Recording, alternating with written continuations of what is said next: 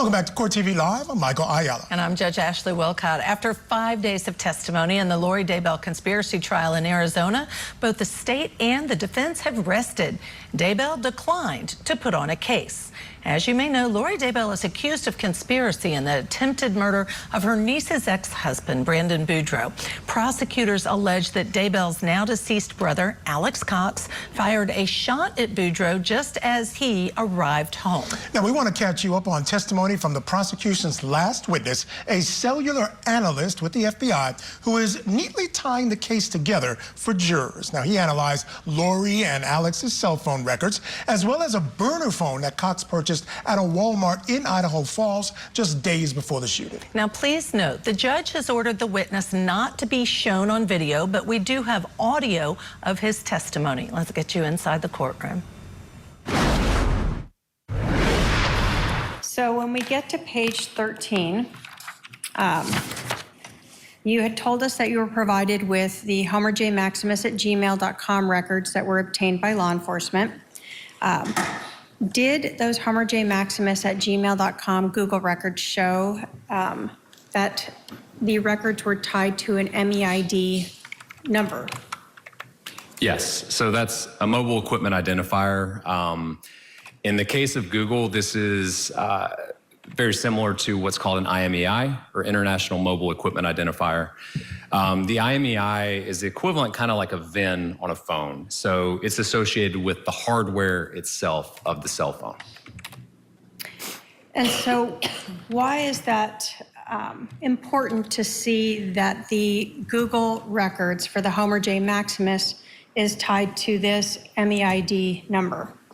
So anytime, I think I mentioned it before, but anytime a phone accesses a Google account, Google keeps a record of that. And one of the things that they record is that MEID number, which, like I said, in this case is synonymous with the IMEI, or the hardware of a phone. So that identifies a device. So what I can do with that number is I can then take that to different cellular providers and determine whether that number has ever shown up on their network and whether they can associate that number to an actual telephone number. And was that MEID number that we see here on page 13 that is associated with Alex Cox's Google records associated with that cell phone number 304-960-5998? It was. And did you determine, or were you able to review records to see when that association occurred? Yeah, so if you go to the next page of the report, that's going to be a record that we received from Verizon, and it shows that again, IMEI is associated with the 304-960-5998, and they list an effective date of September 27th, 2019. And just going back, at the bottom of this information, we saw a registration time and a first data connection time. What is that? So that's showing when that device accessed the Google account for the first time. And we see also the September 26th, 2019 at 7:58, which would be, again, in UTC time. So to get to either Idaho or Arizona, you would have to subtract 6 to 7 hours to get to the time of where that occurred. So, to be clear that we understand, what we're seeing now is that the homerjmaximus@gmail.com records from Google, the Wi-Fi and the GPS data are always going to reflect that 480-351 number, correct? Yes, ma'am, correct. But there is data in the Google records that now has been associated to that 304-960-5998. Yes, and as I mentioned earlier, you can have multiple phones that access your Google account, but unless you have location history turned on every single one of those phones, Google is not going to record the location history associated with those phones. It's only going to record it on the device that you specifically turn that location history on. So when we get to page 15 here, what are we seeing in these records? So whenever you have a phone that is, like in this instance, purchased through TracFone, but utilizing the Verizon network, there's two different places that law enforcement has to go to get the complete set of records. So we would have to go to Verizon in order to see the call detail records and what towers are being utilized by that phone. But the point of purchase and subscriber information, we would need to go to TracFone. So specifically, this is the point of purchase information from TracFone associated with the number ending 5958. So this tells us that this 5958 TracFone was purchased at a Walmart at Idaho Falls, Idaho? Yes, correct. And when does it show that being purchased? So it shows it being purchased on September the 25th, 2019 at approximately 7:10 p.m. Okay. And does it show a store number of 5494? Yes, ma'am, it does.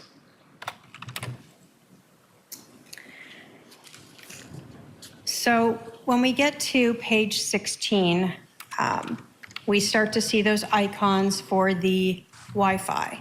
So we're now talking about the 9120 number? Yes, and so being this is the first map, I'll explain it a little bit more thoroughly than the others.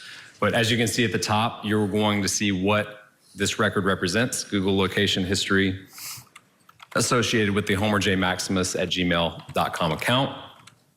And then basically I'm putting the bookends of the times at the top. So these records are from September 25th, 2019, starting at 7:07 p.m. and continuing through 7:16 p.m. There's 6 of them. So you see a summary box. They're all sourced or derived from Wi-Fi. And of the 6, the margin of error is between 16 and 100 meters, which you can see with the black circles. Obviously, the smaller one there in the middle is closer to the 16 meters, whereas the larger ones are at 100 meters margin of error. And they are consistent with the device 9120 reporting its location to Google as being at the Walmart on Utah Avenue in Idaho Falls during that time period. So basically, the 9120 cell phone is reading Wi-Fi signals around it and reporting that margin of error to Google.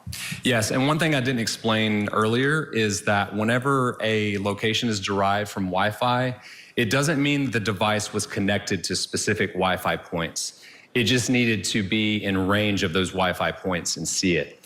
So if you've ever experienced where you're going through the airport or you're looking at your location on Google Maps and it says turn on Wi-Fi to get a more accurate or precise location, it's because Google has a pretty vast database of knowing where Wi-Fi access points are throughout the United States.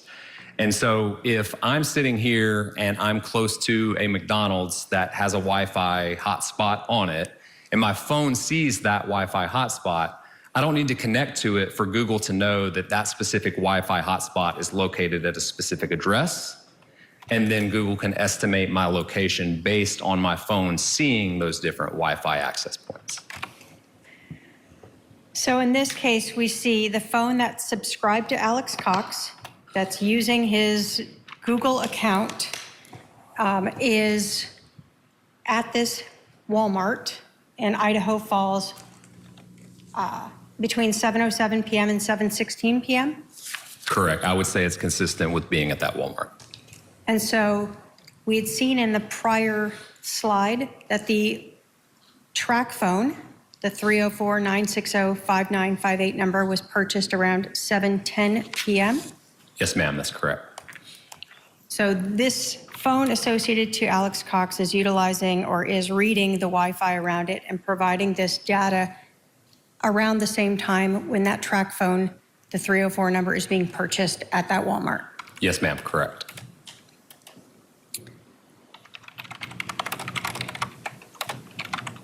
What does this next map show us, page 17? So again, I'll speak a little bit more thoroughly on this one since it's the first time I'm showing a tower and sector being represented on my report. So again, at the top, you see the tower interactions and the number associated with it is going to be the number ending 4652. The date, again, I'll usually book into this unless everything occurs within that same minute, but we're looking at September the 25th, 2019 at 7:08 p.m. And we see 2 incoming calls that occur, and 4652 is utilizing a tower and sector that is in close proximity to that same Walmart on Utah Avenue. Now, When we are looking at this cell tower usage, do you know whether or not that phone has to be within that azimuth? Sure. So whenever you're talking about radio frequency propagation and what the footprint of a tower's coverage area looks like, it's definitely not best represented by lines in the sand. It's more representative of like a cloud, to where if you look at the lights in this courtroom, you have the light that's shining up in the corner there, and you can see it pretty bright on the wall. But as you get farther down the wall, that light starts to dissipate and starts to get more and more dim. There's not just a line up there on the wall where the light ends. Radio frequency can be looked at the same way. So that signal is going to dissipate as it gets farther and farther away from the area where it's meant to provide coverage to. And so when you're looking at how I'm depicting this on a map, I'm showing the sector based on the azimuth and both sides of what the endpoints of that sector look like. But I would expect to see a phone that is in close proximity to that line potentially still be on a sector, even if it's not within that parameter. All that to say that when I look at this particular graphic, based on my training and experience, I would say that tower and sector is consistent with providing coverage to that Walmart due to the close proximity. So, all right, we need to pause it there. When we come back, the witness continues connecting the timeline and the communication between Lori Daybell and her brother Alex Cox in the days leading up to the shooting. And let's head back now to court in Arizona for more testimony from the FBI cellular analyst. So what we can say is that the 4652 number associated to Lori Vallow is utilizing a tower in the area of the Walmart within a couple minutes of that track phone, the 304 number being purchased at that Walmart. Correct, 2 minutes prior. And in fact, does one of her phone calls last about 10 minutes? Yes, ma'am, correct. So through the time of that purchase even? Yes, ma'am. I would just point out that whenever, if you go back, sorry, to that page, whenever I'm looking at a tower interaction, whenever that phone is interacting with the network, we're looking at whenever that phone initiates that specific interaction. And so during that 10 minutes of time, I can't tell you specific to Verizon where that phone was located. I can only tell you at 7:08 and 31 seconds, it was utilizing that tower and sector. But let's say, for instance, that phone were to move out of the area, that would not be able to be determined by the records that I have. That phone number that is being called at that time as well, are you familiar with that phone number? I am, yes ma'am. The 480-266-8587. Whose phone number is that associated to? I had that associated with Melanie Boudreau. So at the time that Alex Cox's phone is in the Walmart, at the time that that track phone is being purchased, Lori Vallow is speaking with Melanie Boudreau using a cell tower in the area of that Walmart as well. I wouldn't be able to say who was speaking with who. I could only say that the phone number 4652 received an incoming call from 8587, and then who those numbers are associated with. So at the time that the phone associated to Lori Vallow is using a cell tower in the area of the Walmart, she is receiving a call from the phone associated to Melanie Boudreau. Yes, ma'am. And that's September 25th. Yes, ma'am, correct. Okay. What do we see then when we get to page 18 here? This is looking at the first mappable record for the number ending 5998 on September the 26th at approximately 11:31 p.m., making an outbound call utilizing a tower and sector that provides coverage to both Lori and Alex's residences. All right, so this is the phone that was purchased at the Walmart that we were just discussing in the prior maps. Yes, ma'am, correct. So on the 25th, that phone is purchased from the Walmart, where we see cell phones associated to Alex Cox and Lori Vallow being there or near there at the time of the purchase, and now we see the phone being activated? So I wouldn't be able to say specific to whether that's the actual activation, but that is a call, I believe, to a number associated with either Verizon or TracFone. But We do know from the prior records that the phone was activated on the 26th, though. Correct. I know from records, and I don't know if it was one that we showed in here, but I know that it's first started being used on the 26th. And I think if we were looking at page 13, we showed the first data connection time was September 26th at 7:58 p.m. UTC. Correct. That was when it connected to Google, if I'm recalling correctly. And so the phone wouldn't necessarily have to have Verizon service to connect to Google. It could have done that via Wi-Fi or some other method to connect to Google the first time. So what we're seeing here then is something potentially different, where we now know this phone, the 304, is actually using cell towers and able to now make outgoing calls. Correct. Okay. And it's using a tower that would... Right here now to discuss is criminal defense attorney Silva Megerditchian. Thank you, Silva, as always, for joining us. We love having you on. Let me ask you this. I mean, first of all, be aware that your cell phone data tells everyone a lot once they do a deep dive as to where you are. But Yes. secondly, how important do you think it? I mean, do you think that a jury hears, wait a minute, there was a phone purchased at Walmart, what we might consider a burner phone, and apparently by these two, they were close by. I think already that's a negative connotation for the defendant because it feels like something's up. Oh, of course. First of all, Michael and Ashley, you know I adore you both. You guys are the dream team of CourtTV. I love you. How nice. I like that. It's very true. But okay, so here's the thing. As someone who has lots of clients where the prosecutors bring in cellular experts, the jury loves it. And the jury loves it because it is actual evidence of pinpointing what the person is doing and how they're doing it. And so it establishes accurate timelines along with circumstances, along with where you're at. It's imperative, though, again, if Lori actually just had the wherewithal to have an actual defense counsel represent her, what I do in all of my cases is I get my own defense expert on cellular data. Now, they don't necessarily have to testify, but what they help me do is crack aspects of scientific evidence that I can question. And we see this in the Karen Reed trial. With every expert that can drown your client, you have your own expert that can turn it around. So does Lori have the wherewithal to have talked to an expert, which, by the way, she's indigent. The court would have paid for this in order to crack this expert. I doubt it. And it's really going to hurt her because the jury's going to put a lot of emphasis into science, cell towers, and evidence, because that really is very powerful.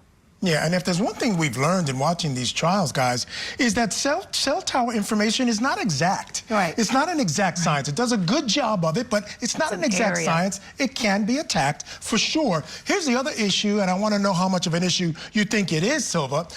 They don't have really this smoking gun motive. Right now, again, we know the prosecution doesn't have to prove motive, but at the end of the day, there's nothing here to suggest why she would have went after this guy. Melanie, who's kind of the middle person here, we hear her name a lot, says the ex-wife, she's the one with more motive. How much of a problem is that for the state? Oh, it's a huge problem. You know, here's the thing. I think sometimes prosecutors will take a back seat when they know that someone is actually defending themselves in their own trial. Add to that, Lori, who really, look, she's not horrific, right? We thought maybe mental illness would play more into an instability in representing herself. I've been surprised. She's actually not been, you know, mentally ill enough not to represent herself. But it is a problem for me. I know a lot of CourtTV guests have said, you know, any lawyer would have defended her. And it's true. Any lawyer could have won this case or at a minimum hung it for sure. Interesting. Yeah, that is interesting. That's a pretty strong statement. All right, Silva, stand by. We're going to step aside here for a break. On the other side, we'll get you back to more testimony from the FBI cellular analyst. So keep it here on CourtTV with your dream team.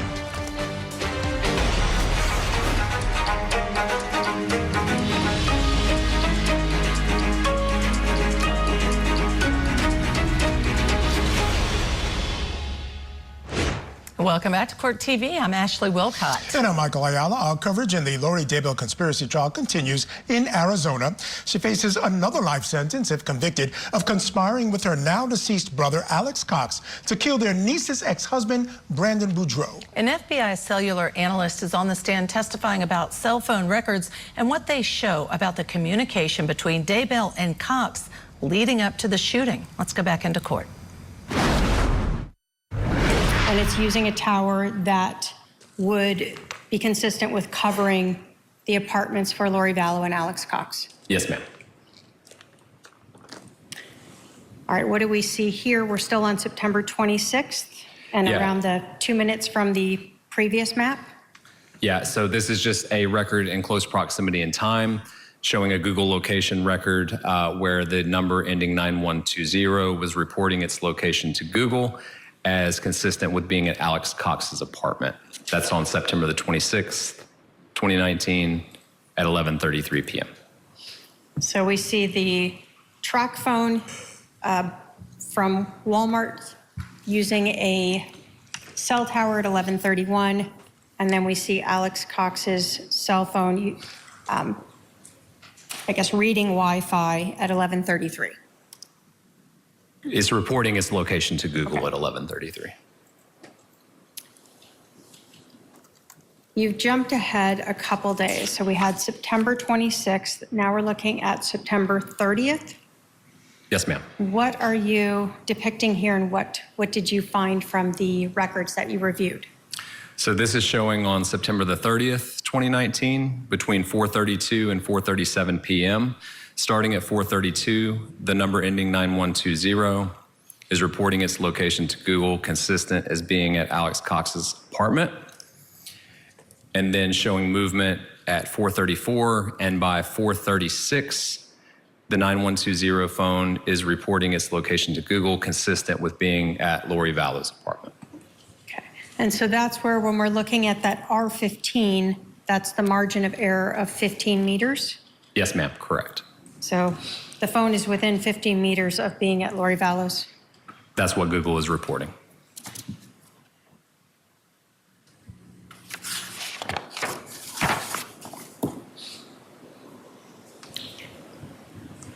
We're still at September 30th here? Yes, ma'am. And so that's looking at the remainder of the day, going from September the 30th, from 4:38 p.m. all the way to 11:59 p.m. Approximately 94 different records, all consistent with the number ending 9120, reporting its location to Google as being in the area of Lori Vallow's apartment. And so here, because you had so many Wi-Fi readings that are reportings, you just put that there were 94, well, I guess 93 Wi-Fi and 1 GPS? Yeah, and basically what I was trying to look at is whether there were any instances that indicated that that device went back to Alex Cox's apartment, and I was unable to find any.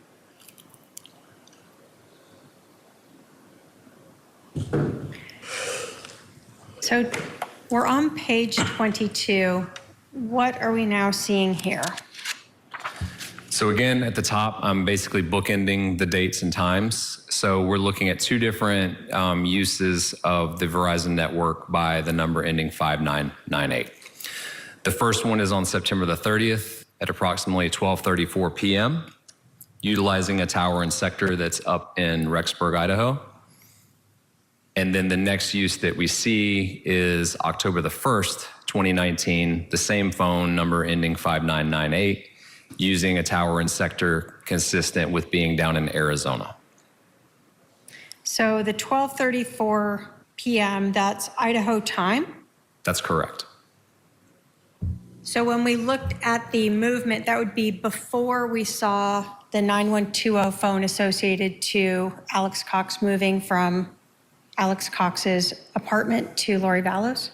Correct. And I would point out that this is not showing that at 12:34 that device began heading south towards Arizona. That's just the record that I had at 12:34.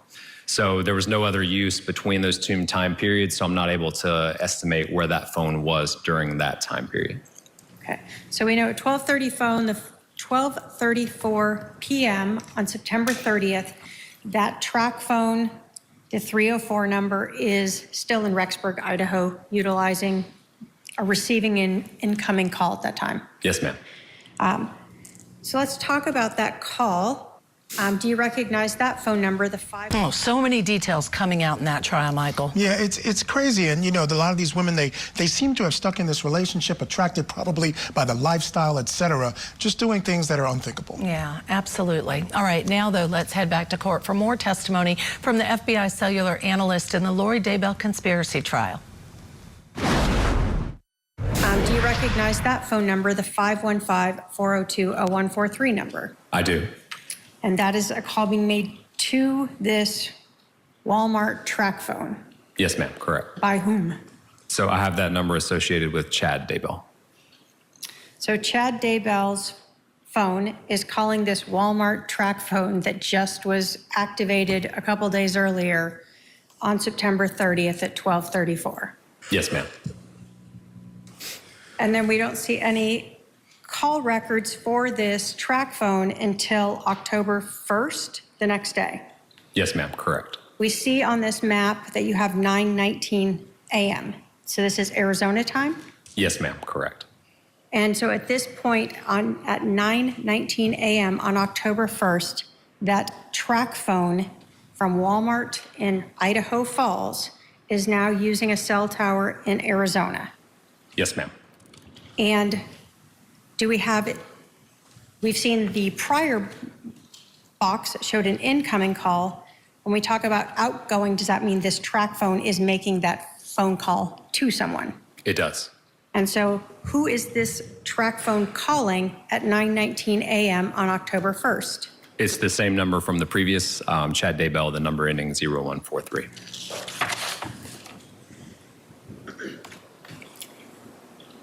So map 23, what do we see here?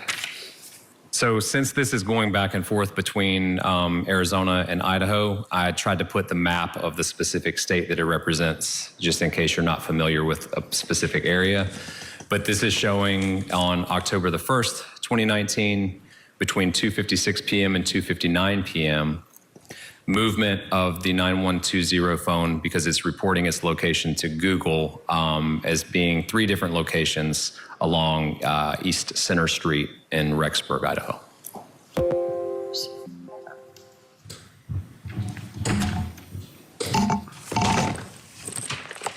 Put some power to this.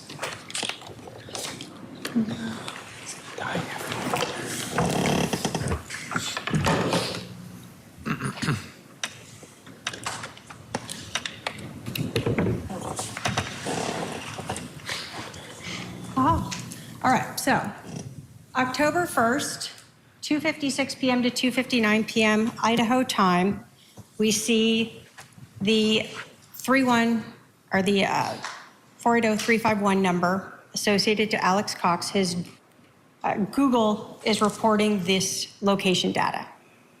Yes, ma'am. Meanwhile, we see the track phone from the Walmart that also has been associated to the Homer J. Maximus Google account is in Arizona. Correct.